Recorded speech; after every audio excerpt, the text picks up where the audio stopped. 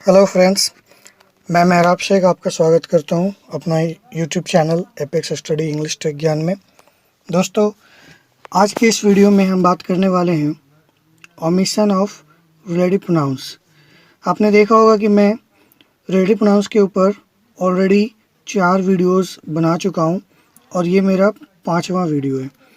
तो relative pronoun के बारे में अगर किसी को पूरी बात जाननी हो कि ये क्या है, कैसे यूज़ होता है, वो सारी चीज़ों को समझने के लिए आप पहले ये चारों पार्ट्स को देख लें और फिर ये 5वां पार्ट यानी ये वीडियो आप देखें। तो आज हम लोग बात करने वाले हैं कि रिलेटिव प्रोनाउन का यूज़ कहाँ नहीं करना है, कहाँ रिलेटिव प्रोनाउन को ओमिट कर देना है यानी ड्रॉप कर देना है। अब तक हमने देखा कि कहाँ पे रिलेटिव प्रोनाउन यानी हु, हुम, हुज ये सब को यूज़ करना है। आज हम देखेंगे कि कहाँ पे रिलेटिव प्रोनाउंस का यूज़ नहीं करना है, हम चाहें तो उसको ड्रॉप भी कर सकते हैं। तो यही सारी चीज़ें आज हम समझने वाले हैं। तो आज का वीडियो आपके लिए बहुत ही ज़रूरी है क्योंकि ये जानना ज़रूरी हो जाता है। जैसे कि आप आर्टिकल के बारे में बात करें कि कहाँ आर्टिकल लगता है ये तो जानना ही चाहिए, पर कहाँ नहीं लगता है ये जानना भी ज़रूरी होता है। तो वैसे ही रिलेटिव प्रोनाउन कहाँ कहाँ यूज़ नहीं करना है वो सारी चीज़ें आपको मालूम होनी चाहिए। तो आज की वीडियो में इसी पर चर्चा होगी। तो अगर आप मेरे चैनल पर नए हैं तो प्लीज़ मेरे चैनल को सब्सक्राइब कर लें और अगर वीडियो अच्छा लगे तो इसको लाइक करें, ज़्यादा से ज़्यादा शेयर करें और अगर कोई सवाल हो तो कमेंट बॉक्स में भी ज़रूर बता दें। चलिए दोस्तों, तो शुरू करते हैं आज का ये वीडियो। तो अब अगर आप रिलेटिव प्रोनाउन के मेरे पिछले चारों पार्ट्स देख चुके हैं और जो चारों प्रोनाउंस हैं, चारों वीडियोस, तो अब आप आगे देख सकते हैं। तो जैसे कि मैंने बताया कि ओमिशन या ड्रॉप ऑफ रिलेटिव प्रोनाउन की बात होगी यहाँ पे। तो जितने भी रिलेटिव प्रोनाउंस हैं उनमें से आप किसको किसको ड्रॉप कर सकते हैं। आप ड्रॉप कर सकते हैं who, which, that, why, when. आप इनको ड्रॉप कर सकते हैं, ज़रूरत पड़े तो कर सकते हैं, नहीं भी कर सकते हैं। इसमें सकता वर्ड लगा हुआ, कर सकते हैं, करना ही है ये ज़रूरी नहीं है। पर एक सवाल है कि आखिर हम रिलेटिव प्रोनाउन को ड्रॉप क्यों करेंगे। तो ड्रॉप करना इज़ ओनली एक रीज़न है इसका कि हम अंग्रेज़ी फास्टर बोलना चाहते हैं, तेज़ी से बोलना चाहते हैं, तो हमें ड्रॉप कर देना चाहिए। ठीक है, तो ये ड्रॉप करना इनफॉर्मल है, लेकिन फॉर्मल में आप यूज़ करें तो ज़्यादा बेहतर है। तो आइए ड्रॉप करने का रूल क्या है हम समझ लेते हैं। रूल कहता है omit relative pronouns when it is the object of the clause. अगर ये क्लाउज के बारे में मैंने बता दिया है, वैसे मैं क्लाउज पे भी एक पूरा वीडियो बनाने वाला हूँ, तो आप उसको भी देख लीजिएगा। तो क्लाउज क्या था कि जब वाक्य में 2 पार्ट हो या कोई एक ही पार्ट हो जिसमें कम से कम एक सब्जेक्ट और एक वर्ब हो, तो उसको हम क्लाउज कहते हैं। तो दोस्तों, जो रूल आप देख रहे हैं omit relative pronouns when it is the object of the clause, ये तो बुकिश है, ये किताबी है। ये आप पढ़ के अगर समझ ही लेते तो आप मेरे वीडियो पे क्यों आते। और मैं भी अगर यही किताबी ज़बान में बात करूं तो फिर वीडियो बनाने का फ़ायदा क्या है। तो मेरा काम है कि जो मुश्किल चीज़ें हैं या जिसको आसानी से स्टूडेंट्स नहीं समझ पाते हैं उसको आसान लफ्ज़ों में समझा देना। तो आसान लफ्ज़ों में बस इतनी सी बात है कि जब भी एक रिलेटिव प्रोनाउन के आगे एक सब्जेक्ट और एक वर्ब हो तो वहाँ आपको रिलेटिव प्रोनाउन को ओमिट कर देना चाहिए, या नहीं भी कर सकते हैं, पर कर दें तो कोई हर्जा नहीं है। तो अब यहाँ समझ लीजिए आप क्या होगा। Do you have the book I want, तो आप यहाँ पे दैट लिख भी सकते हैं, नहीं भी लिख सकते हैं। क्या तुम्हारे पास किताब है जो मैं चाहता हूँ, तो जो के लिए दैट का यूज़ होता है, हु भी होता है, पर यहाँ बुक है जो कि नॉन लिविंग थिंग है इसलिए हम दैट का यूज़ करने वाले थे। पर जो हमारा स्ट्रक्चर है उसके हिसाब से कि जब रिलेटिव प्रोनाउन के आगे सब्जेक्ट और वर्ब आ जाए तो आप रिलेटिव प्रोनाउन चाहे वो कोई भी वहाँ लगने वाला था, हु लगने वाला था या विच लगने वाला हो या दैट लगने वाला हो, आप उसको ओमिट कर सकते हैं। तो आप यहाँ पे इस आई एंड वांट की वजह से, क्योंकि ये सब्जेक्ट है और ये वर्ब है, अब यहाँ पे अगर कोई रिलेटिव प्रोनाउन ना भी ले तो चलेगा। तो ये शॉर्टकट में हो जाएगा कि do you have the book I want, कि तुम्हारे पास क्या वो किताब है जो मैं चाहता हूँ। बात समझ में आ गई होगी। चले आगे देख लेते हैं। The dog I bought was black, तो यहाँ भी आप देख लीजिए कि जो भी हम रिलेटिव प्रोनाउन यहाँ पे लेने वाले हैं उसके आगे एक सब्जेक्ट और एक वर्ब आ रहा है। इसका मतलब अगर हम यहाँ रिलेटिव प्रोनाउन को ड्रॉप कर देते हैं जैसे अभी हमने यहाँ किया, तो भी कोई हर्जा नहीं, सेंटेंस हमारा सही है। ओके, उसी तरह I know the person you are talking about, यहाँ पे भी सब्जेक्ट और वर्ब है और यहाँ रिलेटिव प्रोनाउन की बात कह रहा है कि आपको यहाँ रिलेटिव प्रोनाउन लेना चाहिए। तो जी नहीं, आप यहाँ ओमिट कर सकते हैं कि मुझे वो पर्सन के बारे में पता है जिसके बारे में तुम बात कर रहे हो। तो आप यहाँ जो भी प्रोनाउन लेने वाले थे, दैट लेने वाले हो या कुछ भी लेने वाले हो, आप उसको ओमिट कर सकते हैं ताकि आपकी अंग्रेजी में एक वर्ड कम हो जाए और आप फास्टली बोल सको, और साथ ही साथ ये इनफॉर्मल भी है। उसी तरह यहाँ देखिए पानी, वाटर, आई ड्रैंक, यहाँ भी सब्जेक्ट और वर्ब है। तो अगर यहाँ हम दैट लेने वाले थे तो हम दैट को ओमिट कर सकते हैं, छोड़ सकते हैं। तो the water I drank was warm, कि पानी जो मैंने पिया वो वार्म था, मतलब बहुत गर्म नहीं था, पीने लायक था, लेकिन वार्म पानी था। तो दोस्तों मुझे उम्मीद है कि आपको समझ में आ गया होगा कि रिलेटिव प्रोनाउन को कहाँ पे ड्रॉप करना है, कहाँ पे छोड़ देना चाहिए। बिल्कुल ही सिंपल है। जब भी एक सब्जेक्ट और वर्ब आगे हो तो उसके पहले आप रिलेटिव प्रोनाउन को छोड़ सकते हैं, पर सारे रिलेटिव प्रोनाउन को नहीं छोड़ा जा सकता। किसको नहीं छोड़ा जा सकता ये मैं आपको वीडियो के अंत में बताऊंगा, इसलिए वीडियो को आप एंड तक ज़रूर देखें। चलिए अब हम आगे बढ़े आते हैं। इसमें कह रहा है कि don't omit relative pronouns when it is the subject of the clause, कि रिलेटिव प्रोनाउन को मत छोड़िए जब ये वाक्य का सब्जेक्ट हो। तो इसको भी मैं आपको सरल शब्दों में समझा देता हूँ। जब भी एक रिलेटिव प्रोनाउन के आगे आपको वर्ब मिलता हो तो आप यहाँ पे रिलेटिव प्रोनाउन को ना छोड़ें, आपको लिखना चाहिए। ठीक है, लिखना भी चाहिए बल्कि बोलना भी चाहिए। जैसे यहाँ देखिए द वाटर है और यहाँ हमको रिलेटिव प्रोनाउन लेना है, आगे में वर्ब लगा हुआ है, एकदम स्पष्ट है। तो जो भी रिलेटिव प्रोनाउन आपको लेना है, दैट लेना है आप दैट ले लीजिए, विच लेना है विच ले लीजिए। The water that splashed was very cold, कि पानी जो स्प्लैश्ड हो गया, जो बिखर गया, वो बहुत ही ठंडा था। ठीक है, उसी तरह द मैन लिव्स, तो यहाँ हमें रिलेटिव प्रोनाउन लेना है जो के अर्थ में, और चूंकि यहाँ वर्ब लगा हुआ है तो हम यहाँ पे ओमिट नहीं कर सकते, हमें इसको छोड़ना नहीं है।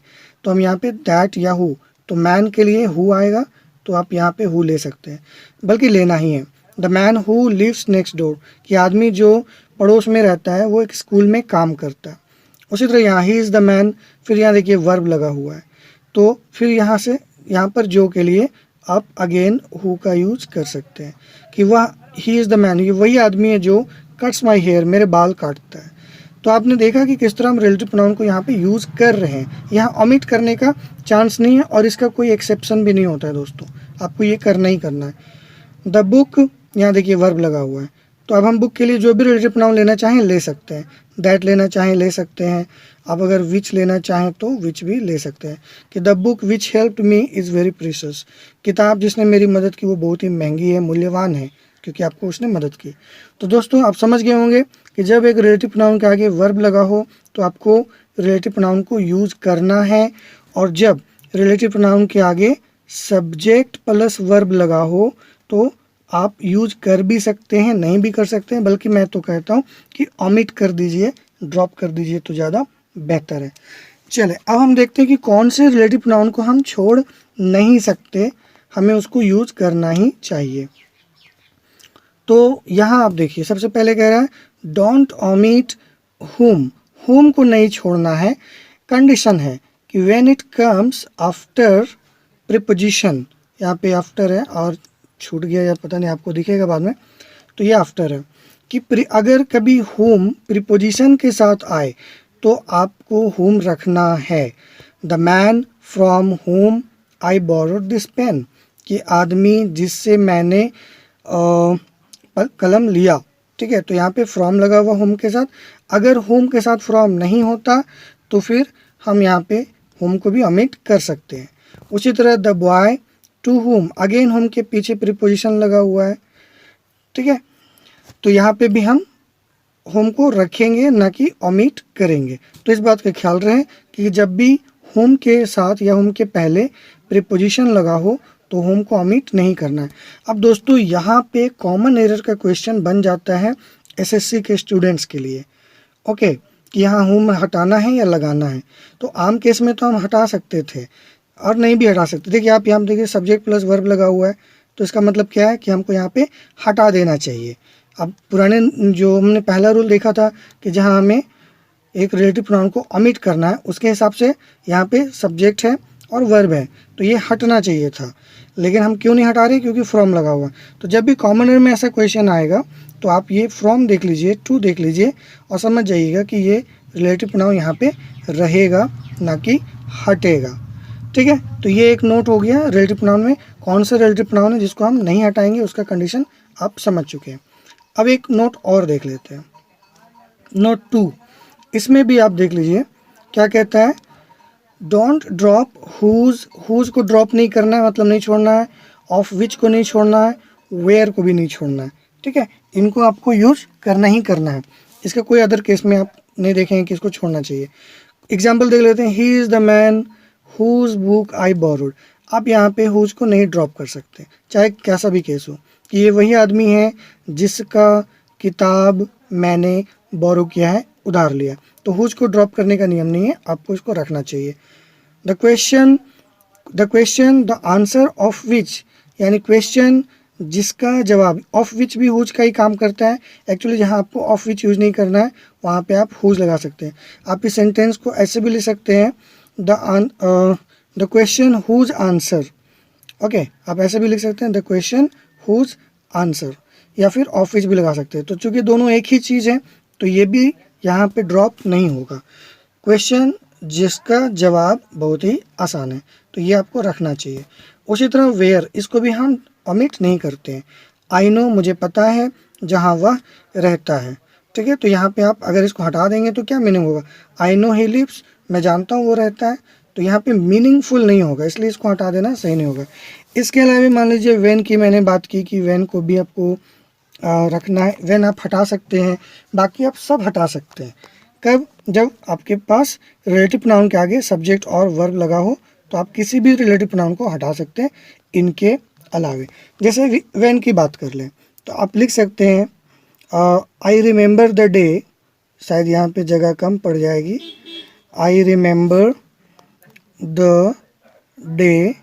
अब यहाँ रिलेटिव प्रोनाउन की बात हो रही है, तो डे यानी समय की बात हो रही है, तो आप यहाँ पे व्हेन लेना चाहें ले सकते हैं और हटाना चाहें तो हटा सकते हैं, क्योंकि आगे मैं लेने वाला हूँ सब्जेक्ट ही और came. I remember the day when he came, तो अब आप चाहें तो इस सेंटेंस को शॉर्ट करने के लिए व्हेन को हटा सकते हैं। आई रिमेंबर द डे ही केम, यानी मुझे वो दिन याद है जब, जब यहाँ लिखने की ज़रूरत भी नहीं है, जब वह आया था। तो इसलिए आप यहाँ पे व्हेन को भी रिमूव कर सकते हैं, क्योंकि आगे सब्जेक्ट और वर्ब लगा हुआ है, और चाहे तो रख भी सकते हैं। ओके, एक और एग्जांपल देख लेते हैं वाई का, कि द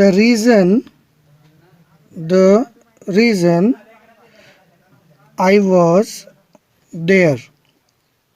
ओके, आगे जो भी हो, तो यहाँ पे मैं वाई ले सकता हूँ, द रीज़न, क्योंकि द रीज़न के साथ कंजंक्शन में वाई का यूज़ होता है, आपने पढ़ा ही है, द रीज़न। लेकिन आगे चूँकि सब्जेक्ट प्लस वर्ब लगा है तो मैं चाहूँ तो इसको ड्रॉप भी कर सकता हूँ। The reason I was there, कि मैं वहाँ था, इसका कारण ये था, तो आगे आप कारण बता सकते हैं। तो यहाँ पे आप चाहें तो वाई रख भी सकते हैं और ड्रॉप भी कर सकते हैं। रख इसलिए सकते हैं ताकि मीनिंगफुल वाक्य बना हुआ है, और ड्रॉप इसलिए कर सकते हैं क्योंकि स्ट्रक्चर यहाँ पे सब्जेक्ट प्लस वर्ब दे रहा है। ओके, तो ऐसा नहीं है कि आपके वाई के हट जाने से ये मीनिंगफुल नहीं रहेगा, बिल्कुल ही मीनिंगफुल रहेगा, आप रखें चाहे ना रखें। तो दोस्तों, मैंने कोशिश की कि आपको मैं समझा दूं कि कहाँ पे या किस तरह से हम रिलेटिव प्रोनाउन को ओमिट कर सकते हैं या नहीं कर सकते हैं। तो आई होप कि आपको सारी बातें समझ में आ गई होंगी। आप प्रोनाउन के चारों वीडियोस पहले देख लीजिए, फिर आप इस वीडियो को देखिए तो आपको ज़्यादा फ़ायदा होगा। तो बस आज के लिए इतना ही, मिलते हैं नेक्स्ट वीडियो में, तब तक के लिए good bye and thank you.